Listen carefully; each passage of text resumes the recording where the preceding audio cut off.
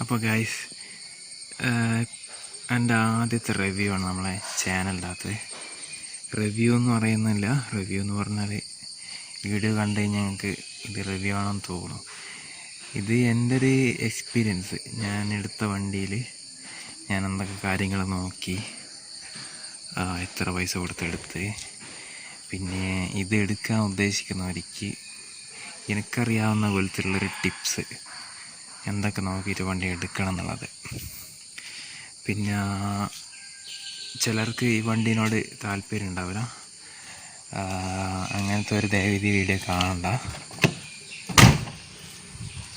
പിന്നെ എൻ്റെ ഒരു സൈഡ് റിവ്യൂ എന്ന് പറയുമ്പോൾ ഒരു നിഷ്പക്ഷ റിവ്യൂ ആയിട്ട് വരില്ല. ഞാൻ ഈ വണ്ടീൻ്റെ ഫാനാണ്, അപ്പോൾ അതുകൊണ്ട് അതിൻ്റേതായ വർണ്ണനകൾ ഉണ്ടാവും. അപ്പം ആദ്യം തന്നെ ഇതിൻ്റെ മോഡൽ 2008 ഡൈക്കോർ മോഡൽ 2.2 ETT എന്ന് പറയും.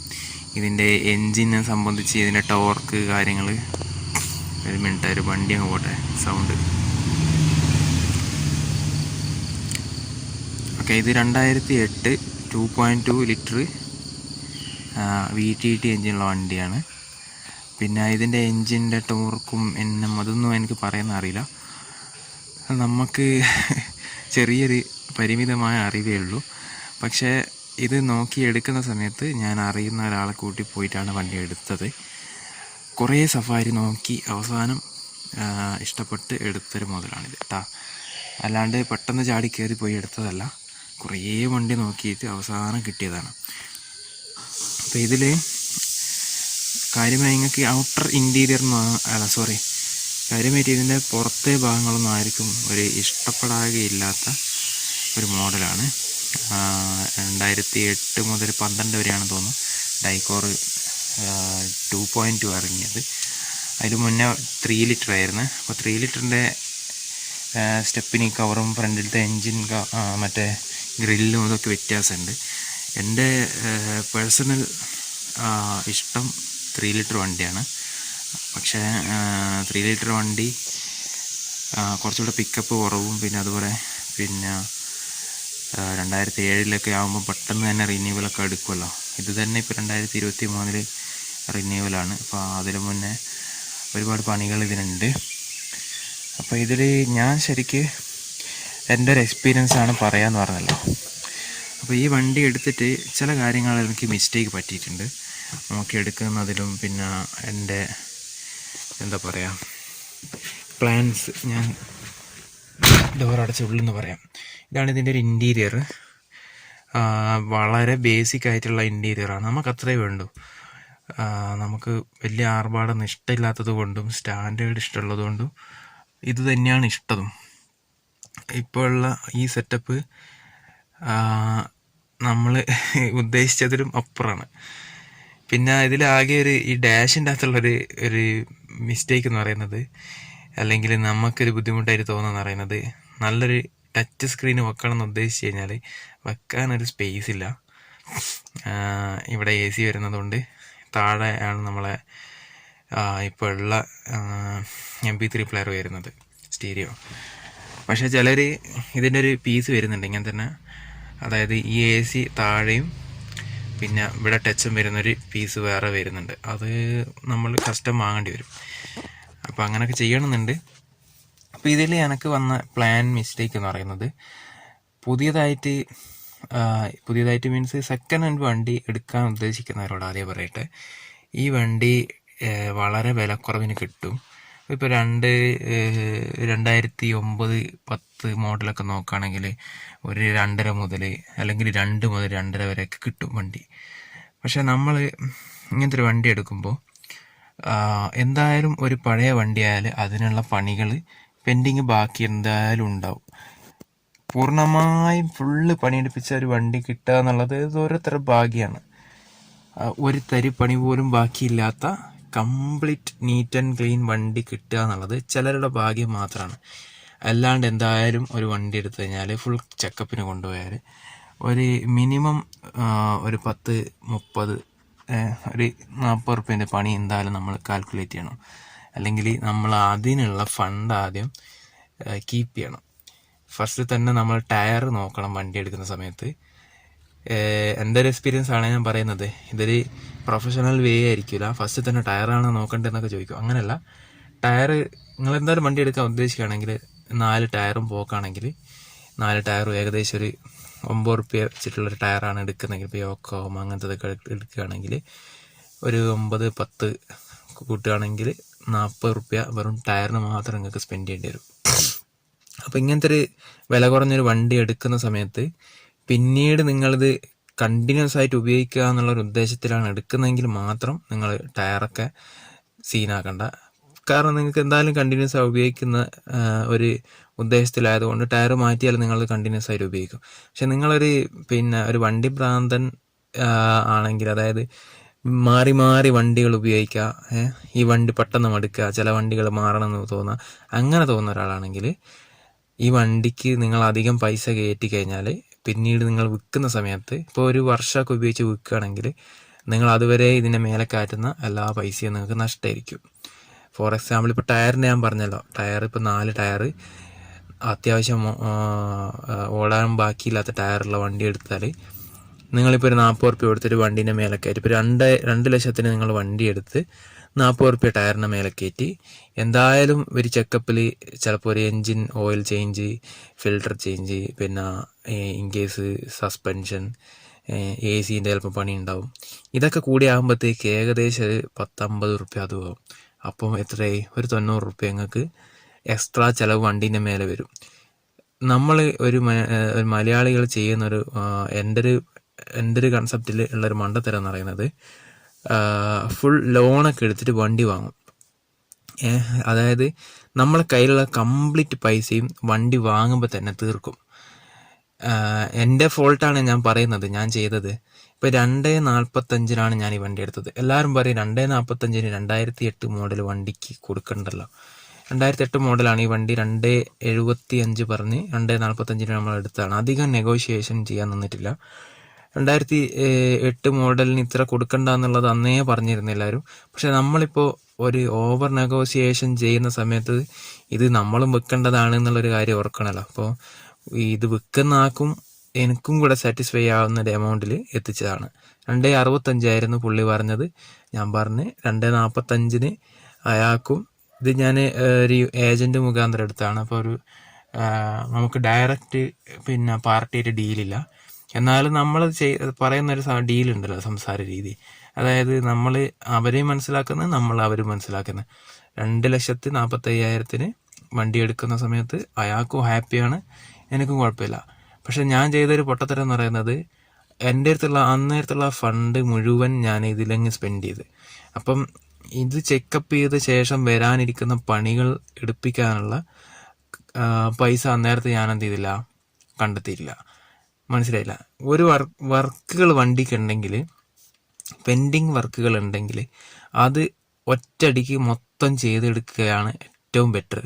അത് പെൻഡിങ് വെച്ച് അത് ചെയ്ത് അതിപ്പോൾ നമ്മളിപ്പോൾ ഒരു ഓയിൽ ചേഞ്ച്, അത് എന്തായാലും കമ്പൽസറി ആയിട്ട് അതിൻ്റെ ടൈം കഴിഞ്ഞാൽ ചെയ്യേണ്ട നിർബന്ധമായ കാര്യമാണല്ലോ, ചെയ്യണം. ടയർ പോയാൽ എന്തായാലും ചെയ്യണം. ഇൻ കേസ് ഏതെങ്കിലും ഒരു ബെൽറ്റ് പൊട്ടി, ടൈമിംഗ് ബെൽറ്റ്, ആ ഡൈനാമോ ബെൽറ്റ് ഏതെങ്കിലും പോയാൽ നമ്മളത് പൊട്ടുന്നതിൻ്റെ മുന്നേ അതിൻ്റെ തേയ്മാനം നോക്കി അത് മാറ്റണം. ക്ലച്ചിൻ്റെ പണി വന്നെന്ന് വിചാരിച്ചോ, ക്ലച്ച് മാറ്റണമെങ്കിൽ ക്ലച്ച് മാറ്റേണ്ടി വരും, ക്ലച്ചും ഡിസ്കും. ഇനി അതല്ലെങ്കിൽ സസ്പെൻഷൻ പോക്കാണ്, സസ്പെൻഷൻ സൗണ്ടൊക്കെ വരികയാണെങ്കിൽ കമ്പൽസറി അതൊക്കെ ഈ നമ്മൾ ഈ പെൻഡിങ് വെക്കാന്ന് വിചാരിക്കുന്ന ചില വർക്കുകൾ എന്നൊക്കെ പറയുന്നത്, ഇൻ കേസ് ഓഫ് വണ്ടി സ്ക്രാച്ചായി, വണ്ടിയുടെ ഏതെങ്കിലും ഒരു പാർട്സ് ഇളകിപ്പോന്ന്, അതൊക്കെ നമുക്ക് എന്ത് ചെയ്യാം, പെൻഡിങ് വെക്കാം. ഒരു 2-3 മാസമൊക്കെ കഴിഞ്ഞിട്ട് ചെയ്താൽ മതിയല്ലോ എന്ന് വിചാരിച്ച് വെക്കാം. പക്ഷേ ഇതൊന്നും വണ്ടിക്ക് പെൻഡിങ് വെക്കാൻ പറ്റാത്ത പണികളാണ്. വണ്ടി പിന്നെ ഓടാൻ പറ്റൂല. ടയർ മുട്ടയായി, ടയർ വാങ്ങേണ്ടി വരും, ഉറപ്പല്ലേ.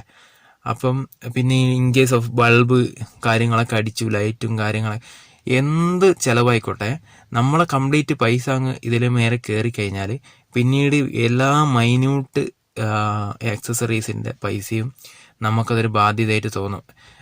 അതായത് ഈ വണ്ടി ഇത്രക്ക് പണിയുള്ള വണ്ടിയാണല്ലോ എന്നൊക്കെ തോന്നും. കാരണം നമ്മൾ ഒരു എറർ ഫിക്സ് ചെയ്ത്, ഇപ്പോൾ സസ്പെൻഷൻ്റെ പണി എടുപ്പിക്കുന്നതെന്ന് വിചാരിച്ചോ, അത് തന്നെ ഒരു 10 റുപ്യ 12 റുപ്യ ആവും.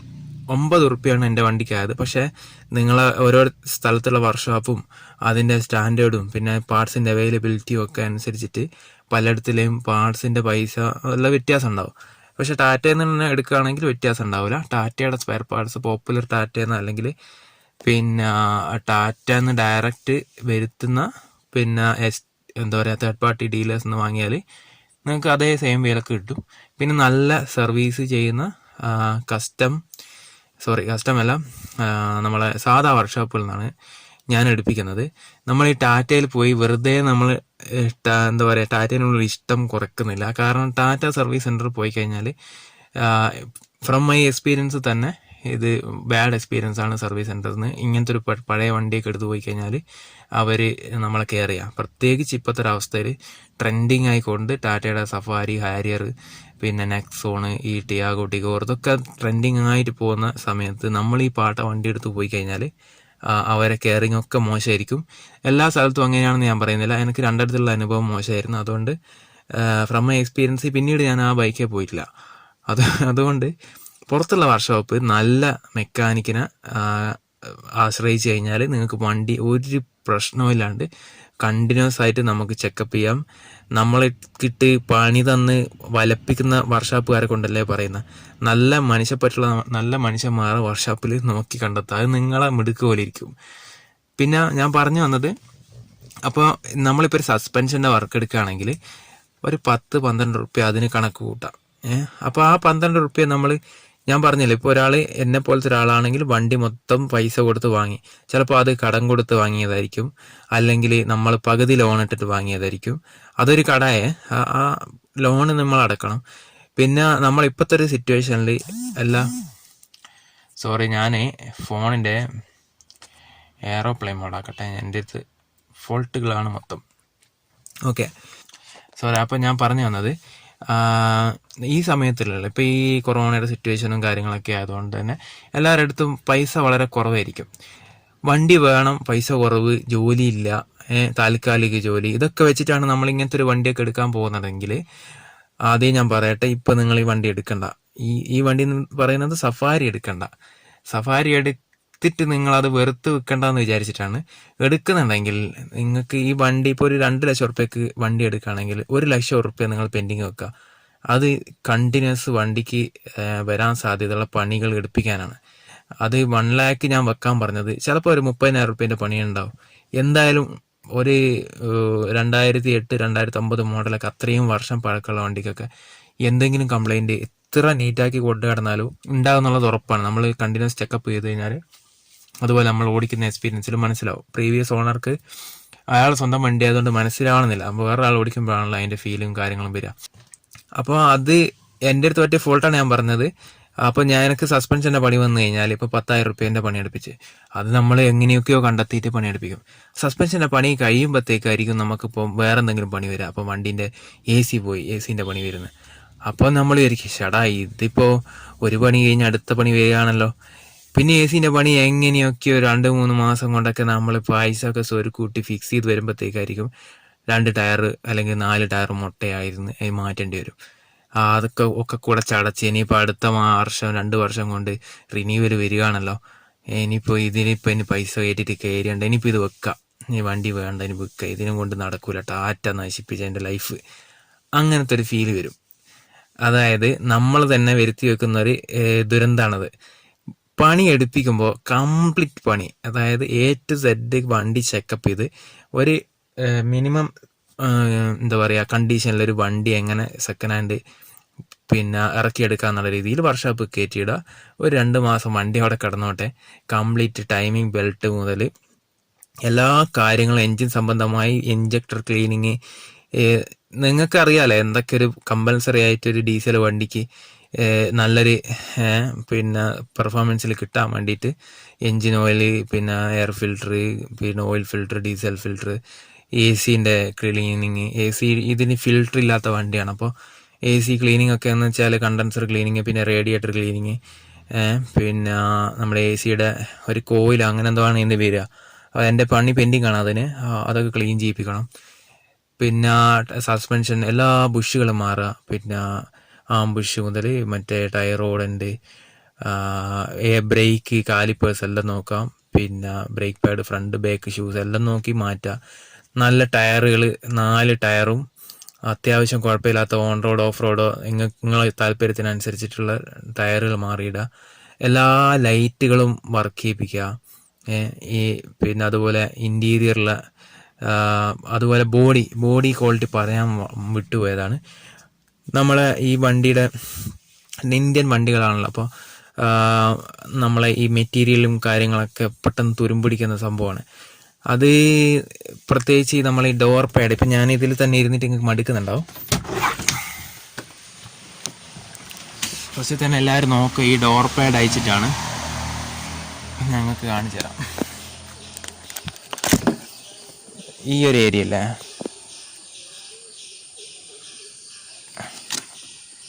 ഇവിടെയൊക്കെ നോക്കാം. നല്ല ഇത് തുരുമ്പല്ല, സത്യത്തിൽ കച്ചറ പിടിച്ചാണ്. ഇവിടെയൊക്കെ തുരുമ്പിക്കും. ഇതെല്ലാം ഈ വെള്ളം പോകുന്ന ചാലാണ്, എന്താ പറയുക, ഡ്രെയിനേജിൻ്റെ ഒരു റൂട്ടാണത്. അപ്പോൾ അവിടെയൊക്കെ തുരുമ്പ് വരും. പിന്നെ നിലത്തും ഫ്ലോറിലൊക്കെ വരും തുരുമ്പ്. അതുപോലെ ഈ റീപ്പറിൻ്റെ അവിടെയൊക്കെ ഇതൊക്കെ പൊളിച്ച് നോക്കാം. ഇത് വേഗം പൊളിച്ചിട്ട് ഫിറ്റാക്കാൻ പറ്റുന്നതാണ്. പിന്നെ ബോണറ്റ് തുറന്നിട്ടുള്ള കാര്യങ്ങൾ ബോണറ്റ് തുറന്നിട്ട് പറയും.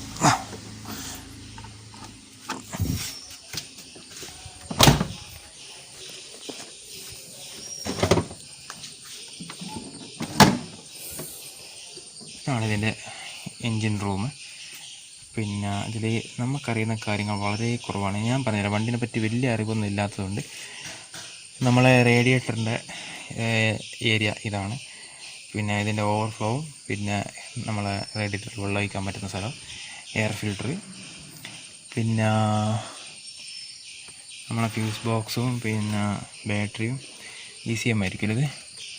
പിന്നെ ഇതിൻ്റെ ഡീസൽ ഫിൽട്ടർ, ഇതാണ് അതിൻ്റെ ഓയിൽ ഫിൽട്ടർ വരുന്നത്. ഓയിൽ ഫിൽട്ടറോ ഡീസൽ ഫിൽട്ടറോ അത് ആർക്കറിയാം. പിന്നെ ഇതെന്തായിരുന്നു, ഇത്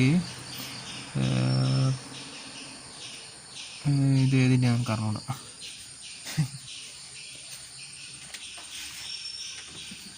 ഇത് ബ്രേക്ക് ഫ്ലൂയിഡ് എമ്മിൽ എഴുതിയിട്ടുണ്ട്. ഇത് എനിക്ക് വന്ന് എൻ്റെ പേരെന്ന് എഴുതിയ ഇത് ഒന്നുകിൽ ക്ലച്ച് ഫ്ലൂയിഡ്, അല്ലെങ്കിൽ ക്ലച്ച് ഫ്ലൂയിഡ് തന്നെ. മറ്റേത് നമ്മളിത് വൈപ്പറിൻ്റെ ഏതാ വലിയ ക്യാനില്ല, വൈപ്പറിൻ്റെ അതിൻ്റെ മേലുണ്ട് വൈപ്പറിൻ്റെ.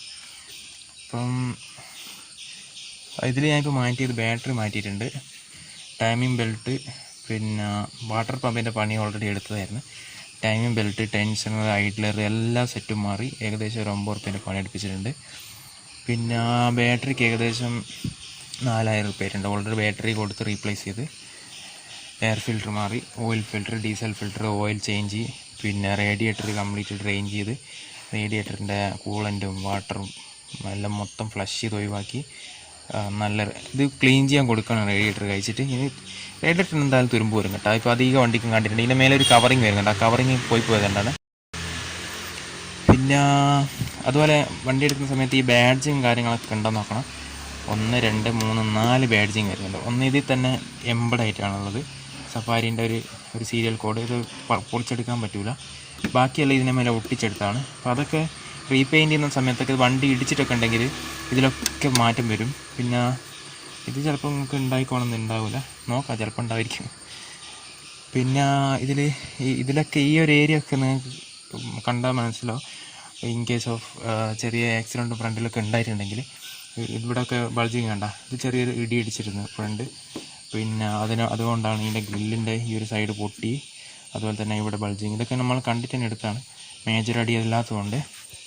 പിന്നെ വേറെ എന്താണ്, ഇവിടെയൊക്കെ തുരുമ്പ് വരുന്ന ഏരിയയാണ്. അവിടെ കാണുമെന്ന് നമുക്കറിയില്ല. ഈ ഒരു കോൺ, അതായത് ഇതിൻ്റെ വാട്ടറിൻ്റെ ഡ്രെയിൻ വരുന്ന ഇവിടെയാണ്. ഇപ്പോൾ മെയിനായിട്ട് സഫാരിക്കൊക്കെ തുരുമ്പ് പിടിക്കുക ഈ ഫ്രണ്ടിലത്തെ ഡാഷിൻ്റെ താഴെ ഈ ഒരു വീൽ ആർച്ചിൻ്റെ ഒരു ജോയിൻ്റ് ഉണ്ട്, അതിൻ്റെയും ഈ എഡ്ജിൻ്റെയും ഇടയ്ക്ക് വെള്ളം തട്ടി തെറിച്ച് അവിടെ ഒരു സോൾവെൻ്റ് ഉണ്ട്. ഏതുപോലത്തെ സോൾവെൻ്റ്, ഒരു ജോയിൻറ്റിന് അടിക്കുന്നൊരു സോൾവെൻ്റ് ഉണ്ട്, അത് നിങ്ങൾക്ക് കാണാൻ പറ്റുമെന്ന് അറിയില്ല, സോറി. ഈ സോൾവെൻ്റ് ഇല്ല, ഇവിടെയൊക്കെ ഈ ജോയിൻറ്റിലൊക്കെ കാണുന്ന സോൾവെൻ്റ് അത് ഇളകിപ്പോവും. ഒരു സിലിക്കോൺ പോലത്തെ ഒരു ജെല്ല് പോലത്തെ സാധനമാണത്. അത് കുറച്ച് ഡ്രൈ ആയിട്ടുള്ള സാധനം, അത് പൊളിഞ്ഞു പോകും. പിന്നീട് ആ ഗ്യാപ്പിൽ എന്ത് ചെയ്യും, തുരുമ്പ് വരും. അപ്പോൾ നമ്മളിത് പീരിയോഡിക്കലി നമ്മൾ നോക്കിക്കഴിഞ്ഞാൽ നമുക്കതിനെ വീണ്ടും ഗ്ലൂ ചെയ്ത് കൊടുത്തു കഴിഞ്ഞാൽ അത് സെറ്റായി കിട്ടും. ഇതിന് അത്യാവശ്യം തുരുമ്പ് കുറവാണ്. ഈ റേഡിയേറ്ററിൻ്റെ ഇത് സത്യത്തിൽ തുരുമ്പല്ല, ഇതൊരു സ്പോഞ്ചിൻ്റെ പീസാണ് കേട്ടോ. ഇത് സ്പോഞ്ച് എടുത്തു പോയത് കൊണ്ടുള്ള. പിന്നെ വേറെ ഇവിടെ തുരുമ്പ് വരാൻ സാധ്യത ഉള്ളതെന്ന് വെച്ചാൽ AC-ൻ്റെ pipe in case of leakage എല്ലാം ഉണ്ടെങ്കിൽ ഈ ഏരിയയിലൊക്കെ വെള്ളയിറ്റും. അപ്പോൾ അവിടെയൊക്കെ തുരുമ്പ് വരാൻ സാധ്യതയുണ്ട്. വേറെന്താണ്, വേറെ ഡാഷ്ബോർഡിൻ്റെ ഉള്ളിൽ അവിടെയൊക്കെ ഈ ഏരിയയിലൊക്കെ ഡ്രെയിനേജ് പൈപ്പുണ്ട്. മാറ്റി ഇതൊക്കെ ഡ്രെയിനേജ് പൈപ്പാണ് കേട്ടോ. ഇത് പൈപ്പ് ബ്ലോക്ക് ആകുന്ന സമയത്ത് ഇതിൻ്റെ ഉള്ളിൽ കൂടെ ഒക്കെ വെള്ളിറ്റും. അപ്പോൾ ഈ ഒരു ഏരിയയിലൊക്കെ ബോഡിയാണ് ഇതിൻ്റെ ബേക്കിൽ. അപ്പോൾ അവിടെയൊക്കെ തുരുമ്പടിക്കും.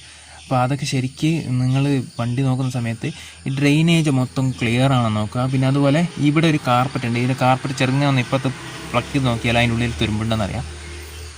അത് കാരണം ഇതിൻ്റെ ഉള്ളിൽ തുരുമ്പ് വന്നു കഴിഞ്ഞാൽ കുറച്ച് ഫിക്സ് ചെയ്യാൻ കുറച്ച് പാടുള്ളൊരു ഏരിയ. നമ്മളറിയാതെ മഴയത്തൊക്കെ വെള്ളം ഉള്ളിലേക്ക് വരും. അതൊന്നും ശ്രദ്ധിക്കട്ടോ. പിന്നെ ടയർ നോക്കുകയാണെങ്കിൽ ഇത് ഞാൻ മാറ്റിയിട്ടില്ല. ടയർ എനിക്ക് കിട്ടുമ്പോൾ തന്നെ കുറച്ച് കട്ടുള്ള ടയറാണ് ഫ്രണ്ട് കിട്ടിയത്. ഇതിലും തുരുമ്പ് പിടിക്കാൻ സാധ്യതയുള്ള സ്ഥലം എന്ന് പറയുന്നത് വെള്ളം തെറിക്കുന്ന സ്ഥലം. ഈ ഒരു ഏരിയയിൽ തുരുമ്പുണ്ട് ഇവിടെ. പക്ഷേ നമുക്ക് പരിഹരിക്കാൻ പറ്റുന്ന ചെറിയ തുരുമ്പേ ഉള്ളൂ. പിന്നെ ഈ പാർട്സ് ഒന്നടങ്കങ്ങളെ നല്ല തുരുമ്പായി കഴിഞ്ഞാൽ അങ്ങുള്ളിലേക്ക് എത്തും വെള്ളം. ഇവിടെ നിന്ന് തുരുമ്പ് ഒരിക്കലും വരില്ല. അമ്മാതിരി ഉരുക്ക് പോലത്തെ ബോഡിയാണ് മറ്റേ ചേസിൻ്റെ മെറ്റീരിയൽ. ടാറ്റയല്ലേ പിന്നെ പറയണം. അപ്പോൾ ഇതിൽ നല്ല സെറ്റപ്പൊക്കെ ഉണ്ട് കേട്ടോ, ലൈറ്റൊക്കെ ഉണ്ട്.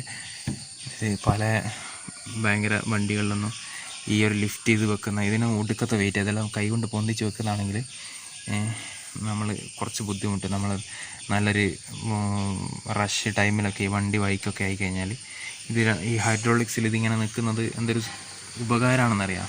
ഈ ബോണറ്റ് ഇത്രയും വലിപ്പമുള്ളൊരു ബോണറ്റ് ആ 2 ഹൈഡ്രോളിക് ജാക്കിൽ പൊന്തി നിൽക്കുന്നുണ്ട്. ജാക്ക് എന്ന് പറയാൻ പറ്റുന്നറിയില്ല.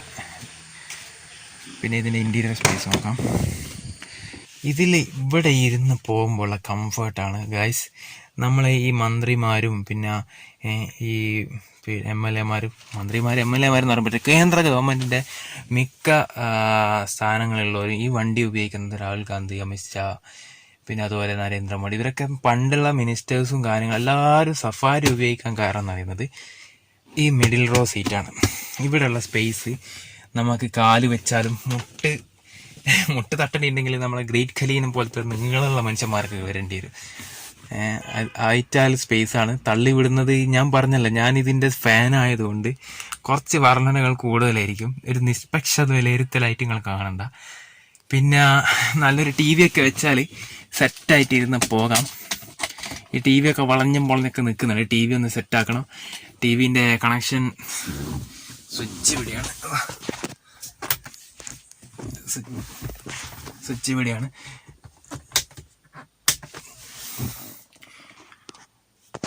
TV ഓൺ ആണെങ്കിൽ ചാബി ഇടണം. TV-യിലൊന്നും ഇല്ല. TVൻ്റെ കണക്ഷൻ ഒഴിവാക്കിയിട്ടാണുള്ളത്. കാരണം ഇത് CD പ്ലെയർ അല്ല, ഇതിപ്പോൾ USB MP3 പ്ലെയർ ആയതുകൊണ്ട് ഇതിനെ കണക്ഷൻ കൊടുക്കണമെങ്കിൽ നമ്മൾ വേറൊരു ഇൻപുട്ടും കൂടെ കൊടുക്കണം. അപ്പോൾ അതിനുള്ള സെറ്റപ്പ് പിന്നീട് സമയം പോലെ ചെയ്യാം. അപ്പം ഇതിൻ്റെ ഇൻറ്റീരിയർ സ്പേസ് ഒക്കെ കണ്ട നല്ല ഒരു സെൻറ്റർ കൺസോള്, അത്യാവശ്യം സ്റ്റോറേജ് സ്പേസ് ഉണ്ട്. നിങ്ങൾക്ക് ഡാഷ്ബോർഡിൻ്റെ ഒരു ഉപകാരം നോക്ക്. ആ ഒരു കുഴിയിലുള്ള സാധനങ്ങൾ തീർത്ത് അതിൽ വെക്കാം. പോകുമ്പോൾ സമയത്ത് ഇഷ്ടം പോലെ സാധനം അതിൽ വെക്കാം. ഇതിൻ്റെ ഗ്ലോ ബോക്സ് എല്ലാം ഒരു ലോകമാണ്. ഇഷ്ടം പോലെ സ്പേസ് അതിലുണ്ട്. നല്ലൊരു ലൈറ്റും കാര്യങ്ങളൊക്കെ ആയിട്ട് സ്പേസ് എവിടെയും സ്പേസ് ഉണ്ട്. ബേക്ക് ഒരാൾ മാത്രമൊക്കെ ഇരുന്ന് പോവാണെങ്കിൽ കാലൊക്കെ ഇങ്ങനെ വിടർത്തി വെച്ച് കടന്നും ഉരുണ്ടൊക്കെ പോവാം. അമ്മാതിരി സ്പേസ് ഉണ്ട്. പിന്നെ ബേക്കിലത്തെ 3rd റോ സീറ്റ്, അതിനെപ്പറ്റി പറയുകയാണെങ്കിൽ അത് കുട്ടികൾക്ക് മാത്രമുള്ള സീറ്റാണ്. വലിയവർക്ക് ഇരിക്കാൻ പറ്റുന്ന സെറ്റപ്പേ അല്ല. സീറ്റ് ബെൽറ്റും കാര്യങ്ങളൊന്നുമില്ല. സേഫ്റ്റി ബേക്കിൽ വളരെ കുറവാണ്. പിന്നെ ഇവിടെ പിടിച്ചൊക്കെ നിൽക്കേണ്ടി വരും. അതേപോലെ ബേക്കിൽ AC ഇല്ല. ഈ AC തന്നെ ബേക്കിൽ പറന്നെത്തിക്കോളും.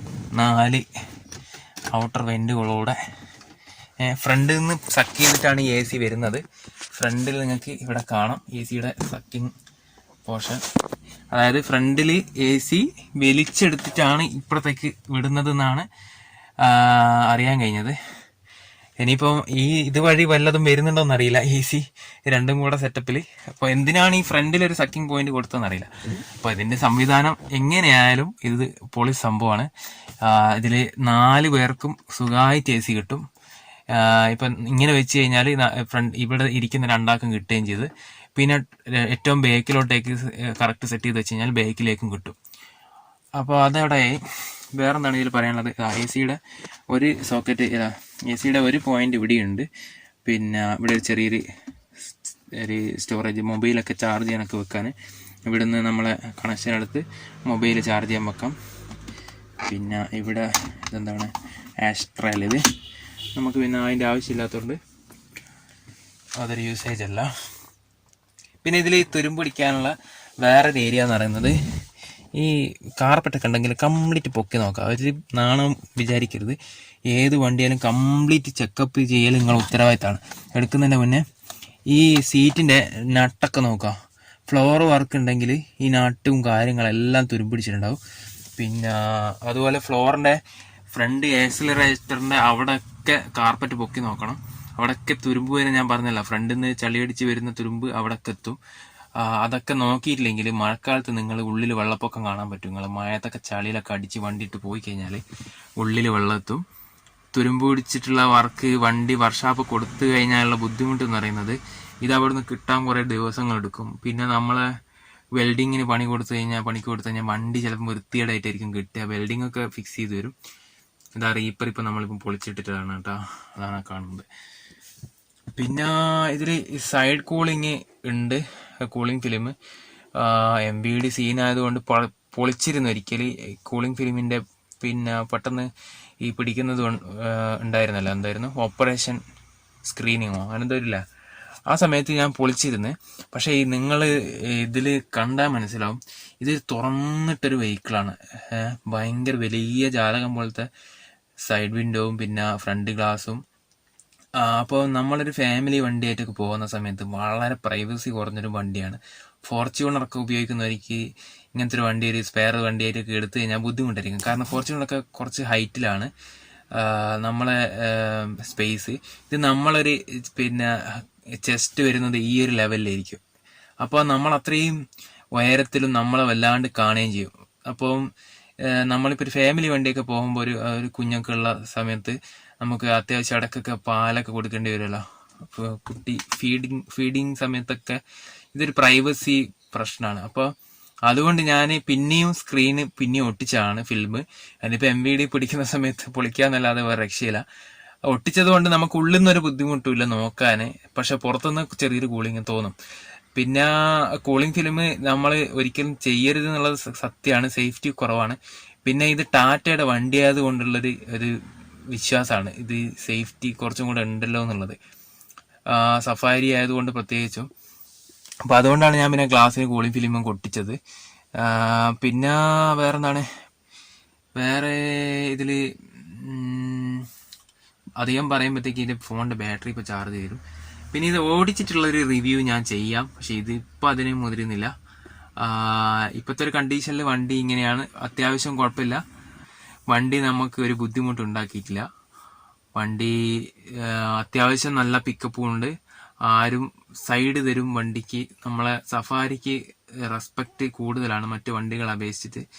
അതെന്തോ അങ്ങനെയാണ്. ആർക്കും ഫ്രണ്ടും വണ്ടിയുടെ ബോഡി കണ്ടിട്ട് നെഗറ്റീവ് പറയാൻ വളരെ ആൾക്കാർ കുറവാണ്. വണ്ടീനോട് ഇഷ്ടമാണ് എല്ലാവർക്കും, പക്ഷെ വണ്ടി എടുക്കാൻ പേടിയാണ് ടാറ്റ ആയതുകൊണ്ട്. ഞാൻ ആദ്യം പറയട്ടെ, ഈ വണ്ടി നിങ്ങൾ ധൈര്യമായിട്ട് എടുത്തട്ടാ. ടാറ്റ സഫാരി എടുക്കാൻ ആർക്കും ഒരു പേടി വേണ്ട. അത്യാവശ്യം നല്ല എന്താ പറയുക കണ്ടീഷനിൽ മെയിൻറ്റെയിൻ ചെയ്തൊരു വണ്ടി കിട്ടുകയാണെങ്കിൽ നിങ്ങൾക്ക് ഏറ്റവും നല്ലൊരു വണ്ടിയാണിത്. വളരെ പൈസ കുറഞ്ഞ രീതിയിൽ നിങ്ങൾക്ക് വണ്ടി കിട്ടും. ഇത് ആകെ അത്ര കുറഞ്ഞ പൈസക്ക് വിറ്റ വണ്ടിയാണല്ലോ. കമ്പനി തന്നെ 8 മുതൽ 10 ലക്ഷം ഉറുപ്പ്യക്ക് വിറ്റ വണ്ടി നിങ്ങൾക്ക് 2-3 ലക്ഷം ഉറുപ്പ്യക്ക് ഒത്ത നല്ലൊരു മോഡൽ വണ്ടി കിട്ടുകയാണെങ്കിൽ അതിലും വലിയൊരു വണ്ടി കിട്ടാനില്ല നിങ്ങൾക്ക്. ഇത്രയും നല്ലൊരു സ്പേഷ്യസ് ആയിട്ടുള്ള ഒരു സാധാരണക്കാരൻ്റെ കുട്ടിക്കൊമ്പൻ. ഈ വണ്ടി കിട്ടിയാലുള്ളൊരു ഗുണം എന്ന് വെച്ചാൽ നിങ്ങൾക്ക് അതൊരു ലോങ് റൈഡ് പോകുന്ന സമയത്തും ഫാമിലി കുറേ ആൾക്കാരുള്ള സമയത്തൊക്കെയാണ് ഇതിൻ്റെ ഒരു ഉപകാരം മനസ്സിലാവുക. ചെറിയ വണ്ടി എടുത്തവർ പോലും ഈ വണ്ടി എൻ്റെ അടുത്ത് നിന്ന് വാങ്ങാറുണ്ട് പിന്നെ ആവശ്യങ്ങൾ വരുന്ന സമയത്ത്. കാരണം കൂടുതൽ ലഗേജും കൂടുതൽ ആൾക്കാരും ഈ പോകാൻ പറ്റാത്ത ഹൈറ്റും ഉയരങ്ങളുള്ള സ്ഥലങ്ങളും കട്ട് റോഡും ഓഫ് റോഡൊക്കെ പോകാനും എന്ന് വെച്ച് ഇതൊരു ട്രൂ ഓഫ് റോഡർ ഒന്നുമല്ല, അങ്ങനൊന്നും തള്ളുന്നില്ല. എന്തായാലും അത്യാവശ്യം ഇനോവയും മറ്റേ ഈ എർട്ടിഗ സുസുക്കിൻ്റെ സ്വിഫ്റ്റും കാര്യങ്ങളൊക്കെ കയറാത്ത ഗ്രൗണ്ട് ക്ലിയറൻസ് ഇല്ലാത്ത സ്ഥലങ്ങളിലൊക്കെ ഇത് സുഖമായിട്ട് കയറി പോയിക്കോളും. പിന്നെ 4 വീൽ ഡ്രൈവ് ഒന്നുമല്ല, 4x2 ആണ് ഈ വണ്ടി. എന്നാലും ബാക്ക് വീൽ ആണ് ഇതിൻ്റെ പവർ വരുന്നത്. അതുകൊണ്ട് തന്നെ ഫ്രണ്ടിൽ പിന്നെ വെയിറ്റ് കൂടുതലായതുകൊണ്ട് ഈ കയറ്റമൊക്കെ കയറുന്ന സമയത്ത് ബേക്കിൽ നല്ല വെയിറ്റ് ഉണ്ടെങ്കിൽ ഇതിന് പിക്കപ്പ് കൂടുതലാണ്. മനസ്സിലായില്ല? ഇതിൻ്റെ ബാക്കിലാണ് പവർ വരുന്നത്. നമ്മളെ സെൻറ്റർ ജോയിൻ്റ് വെച്ച് ബാക്ക് വീലിലാണ് ഇതിൻ്റെ എൻജിൻ പവർ വരുന്നത്. അപ്പോൾ ഈ പ്രത്യേകിച്ച് ഈ സഫാരീൻ്റെ ഒരു പ്രശ്നം എന്ന് പറയുന്നത് ഫ്രണ്ട് എൻജിൻ ബേ ഭയങ്കര വെയിറ്റ് കൂടുതലായതുകൊണ്ട് ഫ്രണ്ട് നല്ല വെയിറ്റും ബാക്ക് വെയിറ്റ് കുറവാണ്. അപ്പോൾ ബാക്കിൽ നല്ല ലഗേജോ ആളൊക്കെ ഉണ്ടെങ്കിൽ വണ്ടി ഈ ഓഫ് റോഡൊക്കെ നല്ല സുഖമായിട്ട് പോകും. അല്ലാത്ത സമയത്ത് ബാക്കിലത്തെ ടയർ കുറച്ച് സ്കിഡ് ആവാൻ ചാൻസ് ഉണ്ട്, അങ്ങനത്തെ ചളിയൊക്കെ ആണെങ്കിൽ. അപ്പോൾ ആ സമയത്ത് നമ്മൾ ബാക്കിൽ കുറച്ച് വെയിറ്റ് കൂട്ടി കൊടുത്താൽ മതി. വേറെന്താണ്, തള്ളി മതിയാവുന്നില്ലല്ലോ. വേറെ ഇതിൽ സെൻസറും കാര്യങ്ങളൊക്കെ ഉണ്ട്, പക്ഷേ റിവേഴ്സ് ക്യാമറ ഇല്ല. നമ്മളെ മിററിനകത്ത് സെൻസറും കാര്യങ്ങളൊക്കെ ഉണ്ട്. ഇതൊന്നും ഞാൻ വെച്ചൊന്നുമല്ല, ഇതൊക്കെ എനിക്ക് കിട്ടിയത് തന്നെയാണ്. അതാണ് നമ്മൾ നോക്കിയെടുക്കുന്ന സമയത്ത് ഞാനിതിൽ എലോയ് വീലുണ്ട്, ഞാനൊന്നും മാറ്റേണ്ടി വന്നില്ല. പിന്നെ ഇതിൻ്റെ എൻജിൻ സൗണ്ട് കേട്ടപ്പോൾ തന്നെ എൻ്റെ കൂടെ വന്ന ആൾ ആ വണ്ടി ഒന്ന് നോക്കേണ്ട എടുത്തു. ബാക്കി ഇതെനിക്ക് കണ്ടീഷൻ പ്രശ്നമൊന്നുമില്ലെങ്കിൽ വണ്ടി എടുത്തു. എൻജിൻ സൗണ്ട് പക്കയാണ്. അതായത് ചിലർക്ക് ഈ എൻജിൻ സൗണ്ട് തന്നെ അതിൻ്റെ മുകളിൽ അതിൻ്റെ സ്റ്റാർട്ടിങ്ങിൽ എൻജിൻ സ്റ്റാർട്ട് ചെയ്യുന്ന സമയത്തുള്ള ആ സൗണ്ടിൽ കാര്യം മനസ്സിലാവും എന്താണ് സംഭവം. വേറെ ഒന്നും നോക്കണ്ടെന്നറിയില്ല.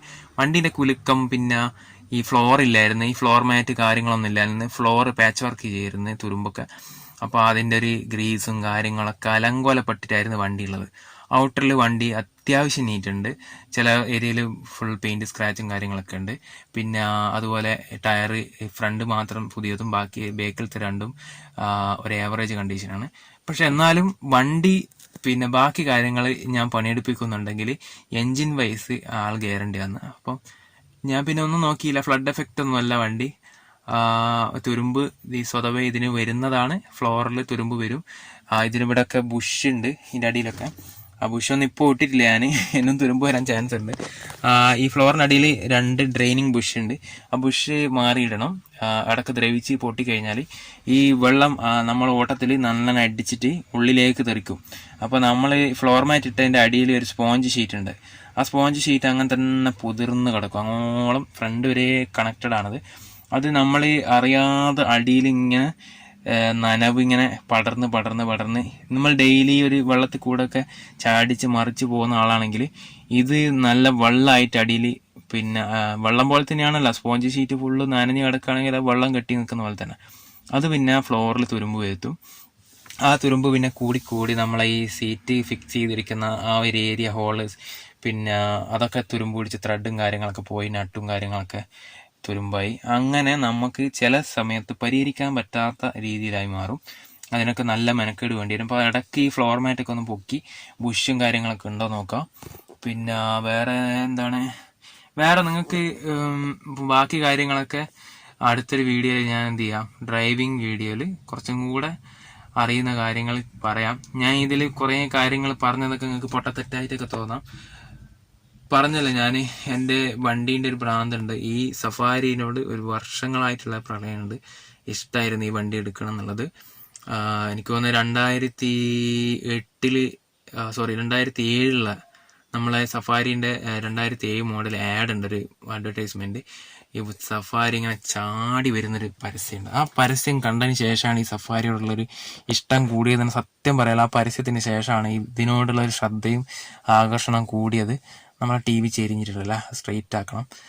പിന്നെ അല്ലായിരുന്നെങ്കിൽ ഈ സഫാരിനോട് നിങ്ങൾക്കുള്ളതുപോലെ തന്നെ ഒരു വെറുപ്പ് ഇതിനോട് എല്ലാവർക്കും ഉള്ളതുപോലെ തന്നെ ഉണ്ടാവായിരുന്നു.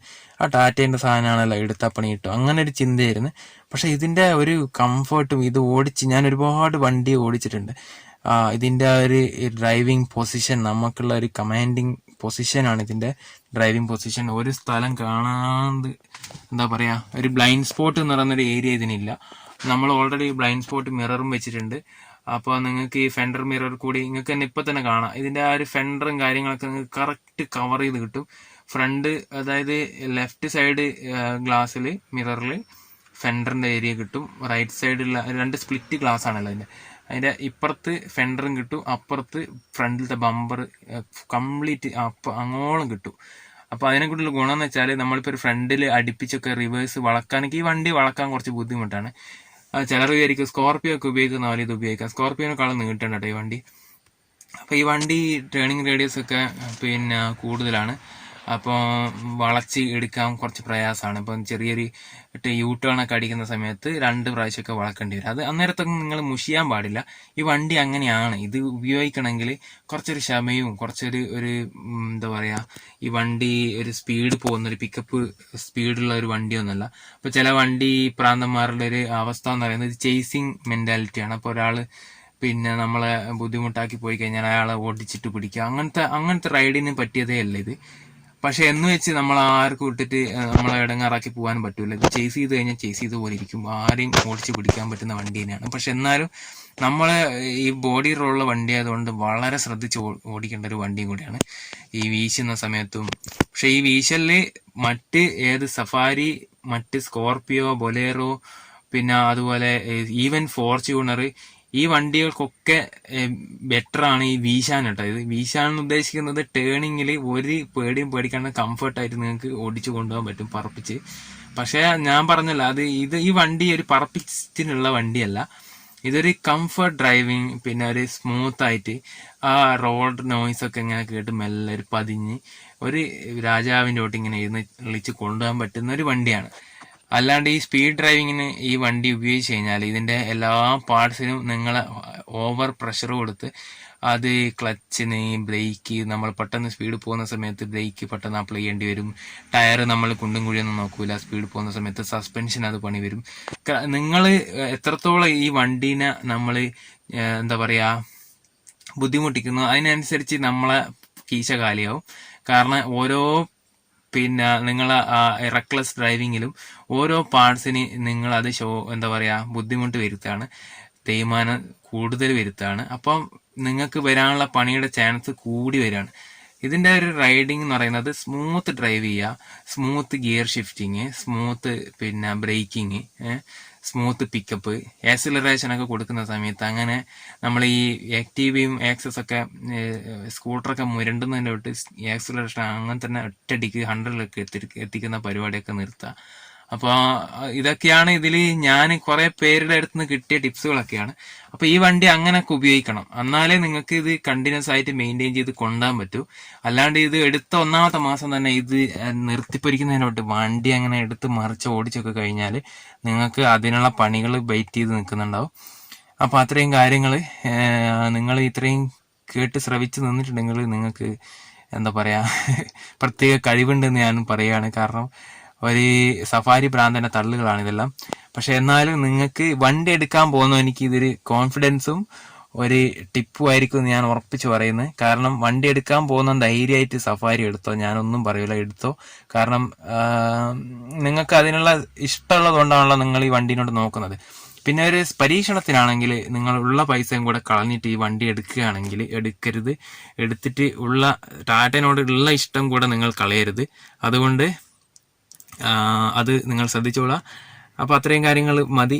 ബാക്കി അടുത്തൊരു വീഡിയോയിലേക്കും കൂടെ പറയാനുള്ളൊരു കണ്ടന്റ് ബാക്കി വെച്ചുകൊണ്ട് ഈ എൻ്റെ ഒരു യൂസർ എക്സ്പീരിയൻസ് ഒരു വർഷമായിട്ടേ ഉള്ളൂ വണ്ടി ഉപയോഗിച്ചിട്ട്. ബാക്കി കാര്യങ്ങൾ നമുക്ക് അടുത്ത വീഡിയോയിൽ നമുക്ക് പറയാം ഇൻഷാ അല്ലാഹ്. Okay guys, bye by.